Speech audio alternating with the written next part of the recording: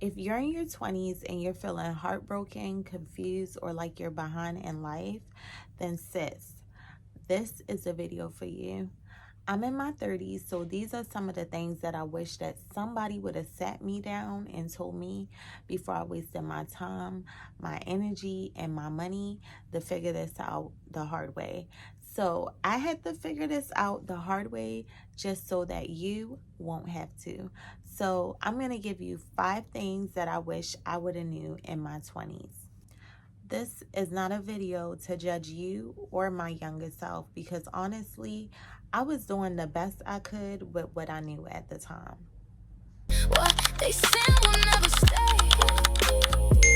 I transmute and elevate.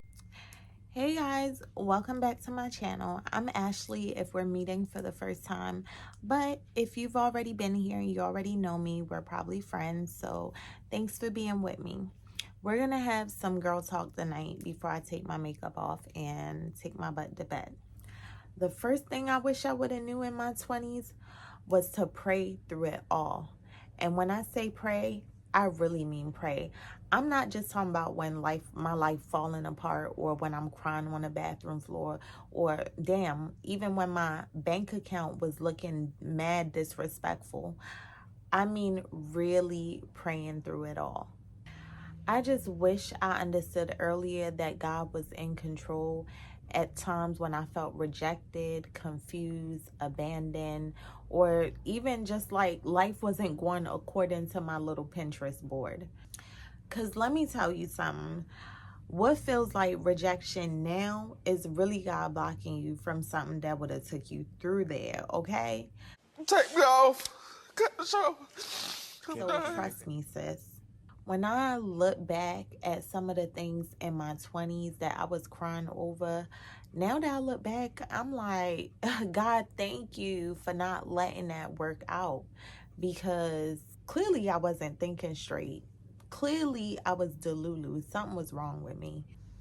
Sometimes God is not punishing you. He is just protecting you from something that your emotions is just too loud to see.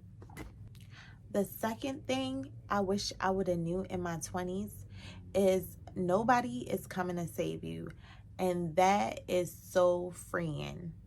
I know this one sounds harsh, but it really changed my life. So I'm going to hold your hand when I say this. Girl, nobody is coming to save you, okay?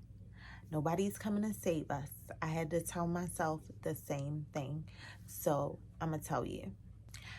Yes, people can love you. People can support you. People can pray for you. People could give you advice. But nobody is going to do that inner work. That's something that you have to do for yourself.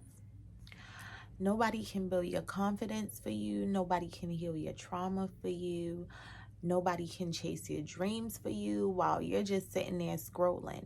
Nobody can do that stuff for you. You have to become the woman that you've been waiting for.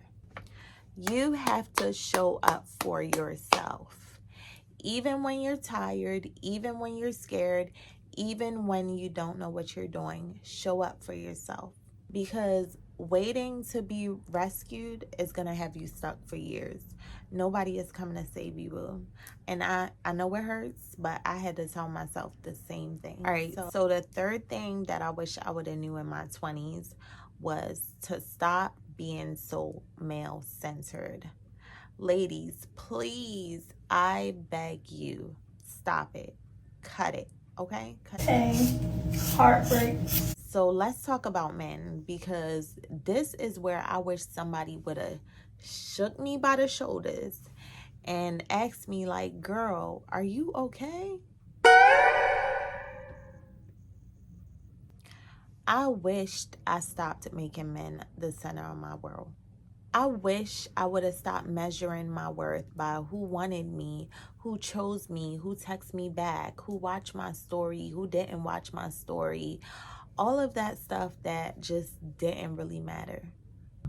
Let me tell y'all, baby, That in itself was a full-time job that was exhausting. And when I say a full-time job, I mean a full-time job with no benefits, okay? I'm not saying don't love, and I'm not saying don't date. Love can be a beautiful thing, and relationships can be a beautiful thing when it's healthy. But love should not cost you your peace, your whole identity, your safety, your future. Um, all this stuff that these guys be trying to rob us of. And it damn sure shouldn't cost you your purpose, your future, or your sanity. I literally had to learn this the hard way. Being so eager for love led me into like major life mistakes, like life altering mistakes. I got married really young, and that marriage ended up in a divorce. And when the divorce happened, I had to move to a whole new state and start over. And it's really not a romantic thing to be moving and starting over. It was a lot of stress, it was a lot of tears, and it was a lot of trying to even figure out who I was anymore. It was not a cute little movie scene. Then later, I ended up in a completely toxic and abusive relationship that completely changed my life. I ended up having a baby with him. Um, I ended up in a DV situation that led me having to go into a shelter. I ended up moving 12 times and located into 2 different states just to get away from this madman that I manifested into my life. And I say that with love from my younger self, because she wanted a family, she wanted love, she wanted stability, she wanted to be chosen. Those are things that I wanted. So I say this all with love. It's no judgment. But wanting love so badly can make you ignore things that you should never ignore. It can damn near make red flags look pink. Wanting love so badly can make chaos feel like passion, and it could definitely make you stay somewhere where God is trying to pull you out of. So, if you're in your 20s and you keep losing yourself over someone that's hurting you, disrespecting you, making you feel unsafe, putting their hands on you, please hear me, okay? Let that man go. This is not the love that you need to prove yourself worthy of. You do not need to destroy your life and destroy your future trying to be chosen, trying to be a pick me. Don't do it.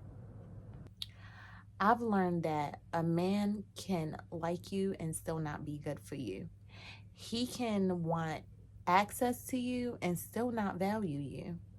A man could say he love you and still not have the capacity to love you in a healthy way. So pay attention to patterns, pay attention to his actions, not just his words. Because words will have you packing an overnight bag, but patterns, that'll have you packing your whole life to go. The number 4 thing I wish I would have knew in my 20s was keep your credit good, because life gets real fast. Keep your credit serious. When you're younger, credit could feel like something like, oh, that's a problem for the future, or I'll fix that later. No. Future you is tired. Future you have bills to pay. Future you have things to get approved for. You do not have time to be fighting for your life because 22-year-old you decided that you didn't want to ignore, you wanted to ignore the bills in the mail. We ain't got time for that. Fix your credit. Your credit can affect where you live, if you can move, and when you can move. It can affect what kind of car you get, the interest rates you pay. It basically affects your freedom. And for a woman especially, freedom matters. Even if you don't have a lot of money yet, protect your name, okay? Make arrangements, make an arrangement plan, pay little by little, do something. Don't just ignore it and let it sit there and hope that it disappears, because it's not going to disappear. It's going to come with fines, fees, and interest. So the fifth thing that I wish I would have knew in my 20s was to find a hobby, find a skill, find a side hustle that can make me money. I really wish I would have started building my skills sooner, because having your own thing gives you confidence. A hobby could turn into a business. You never know. A talent could even turn into an extra income. Even a little idea could turn into your way out. You never know. It's so many things that you could do now: hair, nails, lashes, YouTube, digital products, editing videos, cooking, baking, all that stuff. Just find something that you're interested in and start learning, start practicing, start doing it. Your first YouTube video might be blurry. Your first blog post might be all over the place, or even your first business idea might need a little bit more work. But as you're starting, you're gonna get better. The glow up is not just hair, nails, the physical and superficial stuff of how we look on the outside. Yes, I mean, it is part of looks, but it's not just that. The real glow up is your skills, your discipline, your confidence, your income, having options. That's really what makes you a bad bitch. Pretty plus prepared. That's the goal, period. So, if you're in your 20s, I want you to hear me when I say this. You're not crazy. You're not behind. You're not beyond repair. You are learning, you're growing, and you're becoming. And please don't wait until life humbles you to start choosing yourself. Pray through it, heal, build a credit, learn a skill. Stop making men your whole world. Pay attention to red flags and create the life that you want now. And most importantly, give yourself the love that you're trying to earn from everybody else. Thank you guys for watching my video. I really hope that this was the big sis advice that somebody needed. I want y'all to share this video with at least one person that you think that it could help.